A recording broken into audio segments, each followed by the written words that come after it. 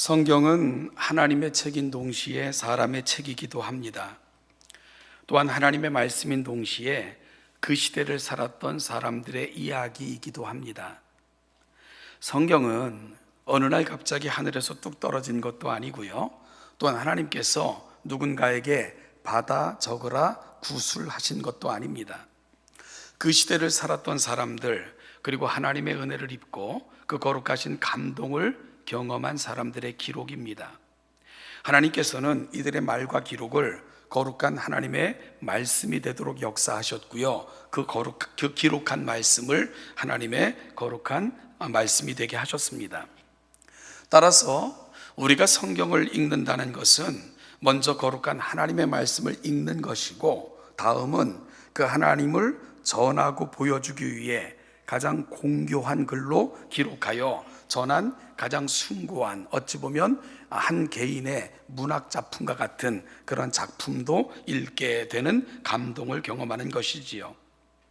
하나님의 거룩한 은혜를 경험한 사람들은 최선을 다해 그 하나님을 가장 잘 보여주기 위해 붓을 들어 기록했습니다.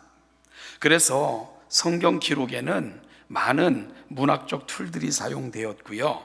가장 효과적인 전달을 위한 방법들이 동원되었습니다. 따라서 성경을 연구하는 이들은 이 성경을 기록한 저자들이 어떠한 방법론을 통해, 어떠한 수사학과 문학적 툴들을 통해 그가 받은 하나님의 말씀을 가장 잘 전하길 원했는가, 어떠한 방식으로 그들의 가슴 속에 있는 메시지를 전하고 싶어 했는가 하는 것들을 연구할 때 우리는 조금 더 분명한 성경 이해에 이를 수 있게 되는 것입니다. 그리고 더욱 분명한 하나님 이해에 이를 수 있게 되는 것이지요. 오늘 우리가 읽은 본문도 이러한 노력의 흔적들이 분명하게 보여집니다. 우리가 읽은 본문은 노아 홍수 사건에 관한 기록입니다. 아마도 이 사건이 또 일어나고 글로 기록된 것은 이 사건이 발생한 후 아주 오랜 시간이 지난 후였습니다. 애굽에서 나온 이스라엘 백성들을 위해 모세는 우리를 애굽에서 인도하여 내신 그 하나님은 어떤 분이시며 그 하나님 앞에 우리들은 어떤 존재이고 하나님께서 우리에게 무엇을 소망하시고 우리는 어떻게 살아야 되는가 하는 것들을 알려주고 선포하기 위해 글을 글로 기록하여 남기게 되죠. 이렇게 모세를 통해 기록되어 전해진 성경을 우리는 모세오경, 즉 모세가 기록한 5권의 성경이라고 부릅니다. 바로 창세기, 출애굽기, 레위기, 민수기, 신명기를 일컫습니다. 노아 홍수 사건은 그중 창세기에 기록되어 있습니다. 그러니까 홍수 사건이 발생한 후 아주 오랜 세월 후에 모세는 다시 이 사건을 기록으로 남긴 것입니다. 그러면 출애굽하여 광야를 지나는 세대를 향해 이 사건을 기록하여 전달하고자 했던 모세의 핵심적인 메시지는 무엇이었을까요? 여러분, 성경은 단순한 역사책이 아닙니다. 세상의 모든 역사를 다 담고 있지 않습니다. 또한 성경은 백과사전도 아닙니다. 세상의 모든 내용을 다 담고 있지도 않습니다. 성경은 역사를 담고 있지만 그것은 구속사라 하여 하나님의 구원에 관련된 역사를 담고 있고요. 이 땅을 살아가는 이들로 구원에 이를 수 있는 사실에 관한 것, 그리고 그 백성을 향한 하나님의 요구를 중심으로 그 내용이 기록되었습니다. 따라서 모세가 세상의 역사 중에서 노아 홍수 사건을 기록한 것은 이 사건을 통해 모세 시대, 모세가 전달하고자 하는 그 메시지를 들어야 되는 사람들, 그 시대를 살고 있는 백성들에게 전달해 주고 싶은 꼭 중요한 그런 메시지가 있었기에 모세는 노아 홍수 사건을 기록하여 그 사건을 통한 특별한 메시지를 전달하고 있었던 것입니다. 그러면 애굽에서 나와 광야를 지나고 있는 백성들에게 모세가 노아의 홍수 사건을 통해 꼭 전달해 주고 싶었던 메시지, 그 메시지가 무엇이었을까요? 먼저 오늘 함께 읽은 본문을 중심으로 노아 홍수 사건을 간략하게 살펴보고자 합니다. 여호와 하나님께서는 사람의 죄악이 세상에 가득함과 그의 마음으로 생각하는 모든 계획이 항상 악할 뿐임을 보시고 한탄하사 세상에 심판을 선언하기에 이르십니다. 하나님께서 준비하신 심판은 사람으로부터 가축과 기는 것과 공중의 새까지 포함하는 광범위한 심판이었습니다.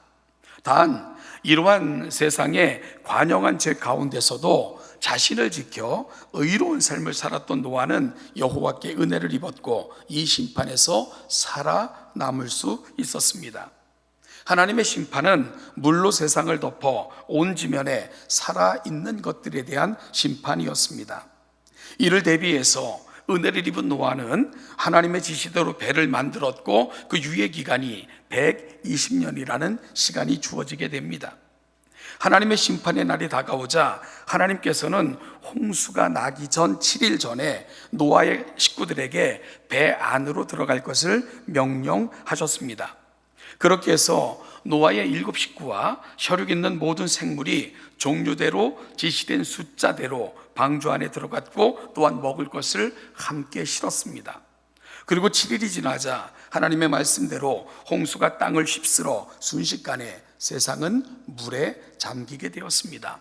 이 모습을 성경은 이렇게 기록했습니다. 그날에 큰 기품의 샘들이 터지며 하늘의 창문들이 열려 40주야를 비가 땅에 쏟아졌다, 이렇게 기록하고 있죠. 큰 기품의 샘들이 터지고 또한 하늘의 창들이 열렸다. 이 표현을 통해서 창세기 1장 6절부터 7절을 보면 하나님께서는 물을 공간 위와 공간 아래 이렇게 구분하셨다라고 기록하고 있는데요. 하늘 위의 물과 또 땅 아래의 물들, 이 모든 물들이 한 공간에 위에서 쏟아져 내려오고 밑에서 터져 올라와 세상은 순식간에 물에 잠기게 되었던 것입니다. 따라서 이는 단순히 비가 많이 왔다가 아니라 하나님께서 가두어 두셨던 물들을 통해 세상을 심판한 것이지요. 이렇게 해서 세상은 높은 산들까지 물에 잠겼고요, 15규빗이나 더 차올랐다라고 기록하고 있습니다. 그러니까 가장 높은 산보다도 약 6, 7m의 물이 더 차올랐다, 이런 기록이 되는 거죠. 이렇게 40일 동안 세상을 뒤덮은 물은 육지에 있어 그 코에 생명의 기운이 숨어 있는 것은 다 죽음에 이르게 한 광범위한 하나님의 심판이었습니다. 이후 물은 150일 동안 땅에 넘쳤습니다. 이렇게 150일 동안 땅에 넘쳤던 물은 150일이 지나자 점차 줄어들기 시작했고, 배가 아라랏산에 걸린 후 40일이 지나 노아는 그 방주에 낸 창문을 열고 까마귀를 내보내 보았습니다. 까마귀는 물이 땅에서 마를 때까지 돌아오지 않았고요, 다시 비둘기를 내보내자 발 붙일 곳을 찾지 못하고 비둘기는 방주 안으로 돌아왔습니다. 다시 7일을 기다려 비둘기를 내어놓음에 비둘기가 나뭇잎을 물고 다시 방주 안으로 돌아오게 됩니다. 다시 7일을 기다려 비둘기를 내어놓음에 다시는 돌아오지 않았습니다. 이에 지면에서 물이 거친 후 하나님께서는 노아의 식구들에게 방주에서 나오라 말씀하셨고요, 그들은 제단을 쌓고 하나님께 제사를 드림으로 새로운 인류의 삶을 시작하게 되었습니다. 이것이 바로 간략하게 요약해서 설명한 노아 홍수 사건의 전말입니다. 여러분, 그러면 이러한 노아 홍수 사건을 읽으면서 여러분들은 어떤 생각이 드십니까? 노아의 홍수 사건을 다시 기록으로 남겨 전하면서 모세가 전하고자 했던 그 진한 메시지는 무엇이다 라는 생각이 드십니까? 죄 짓지 말아야 된다. 죄는 우리 모든 삶을 파괴한다. 죄는 하나님을 근심되게 하고 한탄하게 한다. 여러분, 이런 메시지를 통해, 노아 홍수 사건을 통해 이런 메시지를 들을 수 있는 것도 참 귀하고 중요한 메시지일 것입니다. 그런데 노아의 홍수 사건을 자세히 살펴보면 이보다 더 전하고자 하는 핵심적 메시지가 있다는 사실을 우리는 놓치면 안 되는 거죠. 오늘은 그 사실을 함께 살펴보고자 하는데요, 우리가 노아 홍수 사건을 자세하게 살피면 거듭되는 숫자와 어떤 패턴이 있다는 것을 알게 됩니다. 이러한 툴들을 통해 창세기 저자는 정말로 긴박한 그 홍수 사건을 통한 메시지를 분명하게 전달하고자 했던 것입니다. 바로 7이라는 숫자와 40 그리고 150이라는 숫자가 계속해서 되풀이되고 있는 것을 보게 될 것입니다. 이것에 착안해서 골든 웬함이라는 신학자는 다음과 같은 공식을 만들었습니다. 이게 골든 웬함이라는 학자가 만든 걸 그냥 띄운 것을 양해해 주시길 부탁합니다. 제가 이 부분을 조금 더 설명하겠습니다. 그냥 좀 띄워주세요. 문학 기법 중에는 카이에스틱 스트럭처라는 우리 말로는 교차대조법이라고 불리는 특별한 문학적 수사법 연구 방식이 있습니다. 여기서 카이에스틱이라고 할 때 카이라는 말은 X를 의미하는데요. 이 카이에스틱 스트럭처, 즉 교차대조법은 그러니까 중심을 가운데 놓고 상하를 비교 대조하는 방식으로 분명한 메시지가 무엇인가 하는 것을 밝혀내는 그런 어떤 문학적 기교이고 방식이기도 합니다. 우리가 화면을 잠깐 살펴보면 제가 좀 설명을 하면 가운데 이게 알파, 베타, 감마, 데타, 키라고 앞에 이제 이니셜을 이 골든 웬함이라는 학자는 이제 헬라어로 이렇게 집어넣고 있는데 가운데 있는 X가 키라는 헬라어입니다. 이 키를 우리가 이렇게 색깔로 제가 표현해 드린 그걸 보면 상하가 비교 대조되고 있는 것을 볼 수 있게 될 것입니다. 맨 위에 알파로 된 부분을 보면 하나님께서 7일 후에 심판이 있을 거다라고 말씀하시고 방주로 들어가라 라고 말씀하셨고요. 그 다음에 베타로 보면 7일 후에 심판이 임했다 하는 것이고, 감마는 그렇게 40일 동안 땅에 비가 내렸다. 그리고 데타는 그렇게 내린 비는 150일 동안 땅에 충일하게 땅을 덮었다, 이런 방식입니다. 그러면 키를 중심으로 그 밑에 부분을 볼 것 같으면 데타와 데타 다시가 이렇게 비교되고 있는 것을 여러분들은 보게 되실 텐데요. 그 본문을 보면 그렇게 해서 땅에 120일 동안 비가 있었다 하는 것이 되풀이 되고요. 그 다음에 감마 대시를 보면 40일이 지났다, 40일이 그러니까 땅에 150일 동안 충일했고 배가 아라랏산에 걸리죠. 그리고 40일이 지난 후에 이 노아는 이제 까마귀를 내어 보내받고 까마귀가 돌아오지 않자 비둘기를 내어 보내받다. 그럴 때 비둘기가 다시 돌아오게 되자 7일이 지난 다음에 비둘기를 다시 내보내받고, 그럴 때 이제 이파리를 물고 들어오죠. 그럴 때 다시 두 번째 7째 날이 지난 다음에 비둘기를 내어보내니까 비둘기가 돌아오지 않았다. 이와 같은 방식으로 상하가 비교 대조되어 같은 숫자가 되풀이 되는 방식으로 진행되고 있는 것을 우리는 발견하게 됩니다. 결국 이 도표는 가운데를 중심으로 7, 40, 150이라는 숫자를 통해 홍수 이전과 홍수 시기 그리고 홍수 이후를 대조하여 소개하고 있는 것을 알게 됩니다. 그리고 상하대두의 중심에 놓여 있는 이 부분을 우리가 주목해야 되는데요, 바로 상하가 구분되어 대조된 그 중심에는 창세기 8장 1절이 놓여 있는 것입니다. 여러분, 창세기 8장 1절 우리가 다시 한번 읽어볼까요? 같이 읽겠습니다. 시작. 하나님이 노아와 그와 함께 방주에 있는 모든 들짐승과 가축을 기억하사 땅 위에 불게 하심에 물이 줄어들었고. 여러분, 결국 가운데 부분, 이와 같은 교차 대조법을 통해 분명한 메시지가 드러나는 방식으로 성경을 연구하고 있는데요, 그렇다면 가운데 들어있는 부분이 뭡니까? 하나님이 노아와 그와 함께 방주에 있는 모든 들짐승과 가축을 기억하셨다. 결국은 이 구조에서 가장 중요한 것은 바로 창세기 8장 2절이 되는 겁니다. 골든 웬함이라는 신학자는 노아 홍수 사건을 통해 모세가 분명하게 전달하고자 했던 그 메시지가 뭔가 하는 것을 이와 같은 방식으로 보여주고 있었다 하는 것을 연구하여 그 결과를 저와 여러분들에게 내어놓고 있는 것입니다. 됐습니다. 여러분, 결국은 모세가 전하고자 하는 메시지가 뭡니까? 죄를 지으면 안 된다. 죄를 지으면은 그 결과가 너무 엄청나다. 이런 메시지보다도 더 중요한 메시지, 홍수의 한복판. 홍수가 진행되는 그 모든 순간에도 하나님은 노아와 방주 안에 있는 모든 것을 기억하셨다. 이것이 모세가 보여주고 있었던 가장 중요한 메시지라는 것을 골든 웨남이라는 신학자는 이와 같은 교차 대조적 구조를 통해서 분명하게 보여주고 있는 것입니다. 모두에게 잊혀진 것 같고 아무도 없는 것 같은 절망, 그 험악한 시기에도 하나님은 그들을 결코 잊지 않으셨다. 이것이 전하고자 하는 분명한 메시지라는 겁니다.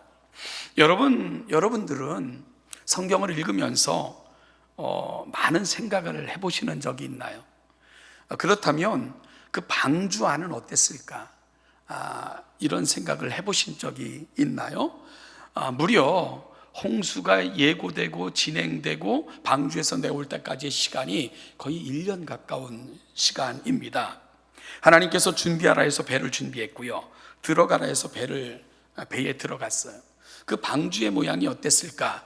학자들이 고고학적 검증을 통해서 배가 이렇게 생겼을 거다 하고 모형을 만들었는데, 한번 화면을 통해 보시면 이와 같은 모형이에요. 그러니까 그냥 거대한 나무 상자가 물 위에 떠 있는 것 같은 형태입니다. 맨 위에만 창이 좀 있고요, 노도 없고 기관도 없고 키도 없고 운전대도 없고 그저 물에 몸을 맡기고 떠다니는 것 같은 형태, 그것이 바로 노아의 방주의 형태였습니다. 여러분, 이 노아의 방주는요, 어찌 보면은 내 마음대로 할 수 있는 게 아무것도 없는 거죠. 내가 할 수 있는 게 아무것도 없는 거, 그냥 몸을 맡긴 채 흘러가는 대로 떠내려가는 대로 그저 순응할 수밖에 없는 형태, 이게 바로 노아가 지었던 방주의 형태였고 하나님이 지시했던 배였습니다. 예, 됐습니다. 여러분, 이 안에 온갖 생명체가 다 들어있는 거예요. 그렇다면 이 노아의 홍수가 어떻게 시작됐다고요? 밑에서 물이 터지고 하늘에서 물이 쏟아져 내리고 그 순간에 그 급박함, 얼마나 심한 요동이 있었을 것이고 얼마나 심각한 충격을 그 안에서 경험했겠습니까? 온갖 생명체가 뒤엉켜 물 위를 이리저리 흔들리며 정처 없이 떠다닐 수밖에 없었던 것이 방주 안에서의 형편이었습니다. 그리고 그 기간이 무려 1년 가까이 되는 시간이었어요. 세상과는 완전한 단절이 이루어질 수밖에 없는 공간이었죠. 앞길을 예측할 수 없는 불안, 언제 끝날지 모르는 막연함, 방주 안에 있었던 노아의 식구들이 경험했던 것, 이런 것 아니겠습니까? 우리는 구원받았으니 거기서 무조건 할렐루야 찬송하며 무조건 예배하며 그런 삶을 살았을 것 같지는 않아요.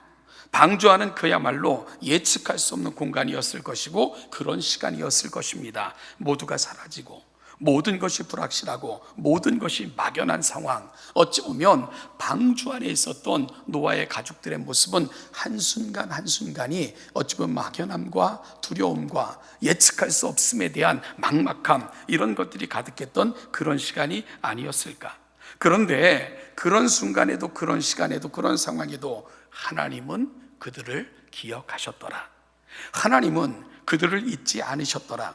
하나님은 여전히 하나님의 일을 계획대로 진행하고 계셨더라. 이것이 바로 오늘 본문이 주고자 하는 가장 중요한 메시지가 되는 것입니다. 이제 다시 이 책을 기록할 당시로 돌아가 보죠. 여러분, 모세가 이 책을 기록할 그때는 노아 홍수 사건이 일어난 지 한참 지난 후에 이 사건을 다시 모세는 기록하고 그리고 또한 광야에 있는 세대들에게 이 말씀을 전하고 있는 거예요. 그들은, 여러분, 그 광야에 있었던 세대, 그들의 삶은 어땠을까? 그들은 가나안 땅에 마땅히 들어가야 될 시간이었는데 그 땅에 들어가지 못하고 광야를 배회하는 이런 시간을 무려 40년 동안 보내고 있었습니다. 그들이 광야에서 봤던 건 뭘까요? 함께 나왔던 수많은 사람들이 죽어가는 모습을 지켜보아야 했을 것입니다. 그들의 불신앙으로 인하여 시작된 광야는 실로 죽음의 땅이었고요, 심판의 시간이었습니다. 그렇게 애굽에서 나온 1세대는 그곳에서 죽임을 당해 묻힐 수밖에 없었습니다. 여러분, 광야 가본 분은 알겠지만 뜨거운 태양이 자결하는 지역입니다. 또한 밤의 추위가 엄습하는 그 일교차가 너무나도 심한, 그래서 건강을 유지하기가 쉽지 않은 곳, 그곳이 바로 사막입니다. 마치 노아의 방주처럼 가라 하면 가고 멈추라 하면 멈추고 기다리라 하면 한없이 한 장소에 머물려 기다릴 수밖에 없었던 시간, 바로 이스라엘 백성들이 40년간 보냈던 광야의 생활이에요. 그들 마음대로 할 수 있는 것 없었어요. 멈추라 하면 그저 멈춰 있는 거예요. 가라 하면 얼른 그들의 텐트를 뜯어서 이동하는 거예요. 그리고 멈추라 하면 또 멈추고, 그곳에서 다시 가라는 명령 혹은 어떤 다른 명령이 주어질 때까지 한없이 기다려야 되는 시간, 광야에서 보냈던 이스라엘 백성들의 삶의 모습이었습니다. 낮의 더위와 밤의 추위, 주변국들의 위협과 수많은 강도들, 맹수들로부터 한순간도 안심할 수 없는 상황들이 벌어졌던 상황, 그게 바로 광야에서 이스라엘 백성들이 맞이했던 삶의 정황이었습니다. 여러분, 광야는 아무리 좋게 말아도 수많은 문제들을 안겨주었고요, 해결해야만 되는 그런 장소인 것이 분명한 거죠. 마치 노아의 홍수 때 방주 안에 있었던 기간처럼 말입니다. 여러분, 그럴 때 노아의 홍수 이야기를 기록하여 전해주고 있는 모세는 그들에게 어떤 메시지를 전해주고 싶었던 걸까요? 광야에 있는 백세대, 그 광야의 세대를 바라보며 노아의 홍수 사건을 다시 전하여 기록하여 보여주고 있는 모세는 어떤 심정으로 노아의 홍수 사건을 기록하고 있었던 걸까요? 하나님이 노아와 그와 함께 방주에 있는 모든 들짐승과 가축을 기억하셨다.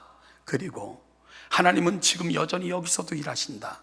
비록 우리는 광야 한복판에 마치 버려진 것 같고 아무도 주목하는 것 같지 않고 어디로 언제 가야 될지 모르는 상황 계속되고 있지만, 그래도 하나님은 여전히 이곳에 계신다. 그 하나님은 여전히 우리를 기억하시고 우리를 지키시고 그분의 일을 진행하고 계시다. 이 메시지를 노아 홍수 사건을 통해 그 시대를 살아가는 백성들에게 모세는 또한 분명하게 전해주고 싶었던 것입니다. 여러분, 이것이 바로 모세가 가장 간절하게 그리고 가장 간곡하게 들려주고 싶었던 그의 메시지 아니었겠습니까? 하나님은 지금도 일하십니다. 하나님은 지금도 여러분과 함께 하십니다. 하나님은 여러분을 결코 잊지 않으십니다. 그리고 결국은 방주 안에서 나오셔서 새로운 삶을 시작하게 하신 그 하나님께서는 반드시 여러분들에게도 동일한 약속을 성취하셔서 그 삶을 살도록 여러분들을 반드시 인도하실 것입니다. 바로 이 메시지를 모세는 그 시대를 살아가는 광야에 있는 그 백성들에게도 분명한 메시지로 전하고 싶었던 것입니다. 그들을 인도하신 하나님은 누구시며 그 하나님은 여전히 그들을 위해 일하시는 우리 하나님이심을 모세는 분명하게 보여주고 싶었던 것입니다. 여러분, 우리도 살다 보면 수많은 노아의 식구들이 방주 안에 있었던 순간과 같은 그런 어려운 상황에 놓일 때가 있습니다. 어디로 가고 있는지, 이 시련은 언제 끝날지, 무엇이 기다리고 있을지 알지 못하는 절박한 순간에 놓일 때가 있습니다. 어떤 집사님이 사업이 너무 힘드셨는데 저에게 전화를 걸었어요. 그리고 하시는 말씀이, 목사님 기도해 주세요. 죽을 것 같아요. 숨을 쉴 수가 없어요. 라면서 기도를 부탁하셨던 그런 집사님도 계세요. 여러분, 우리는 때로 이 광야의 순간을 경험할 때가 있어요.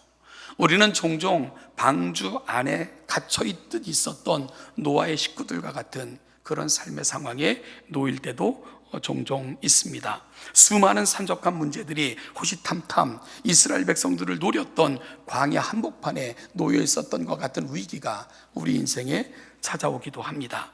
여러분, 그럴 때 오늘 그 백성을 가슴에 품고 전해주고 싶었던 모세의 메시지에 우리의 귀를 내어주는 복된 이 아침이 될 수 있기를 간절히 소망합니다.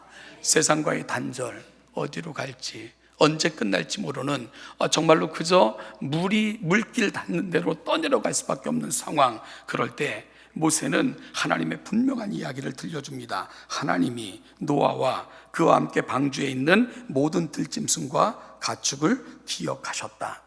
그리고 그 시대를 살아가는 백성들에게 또한 가슴을 열어 이렇게 고백합니다. 그 하나님은 지금도 우리의 하나님이시다. 그리고 오늘 이 메시지는 저와 여러분들에게 이런 도전을 줍니다. 그 하나님은 여전히 여러분들의 하나님이십니다.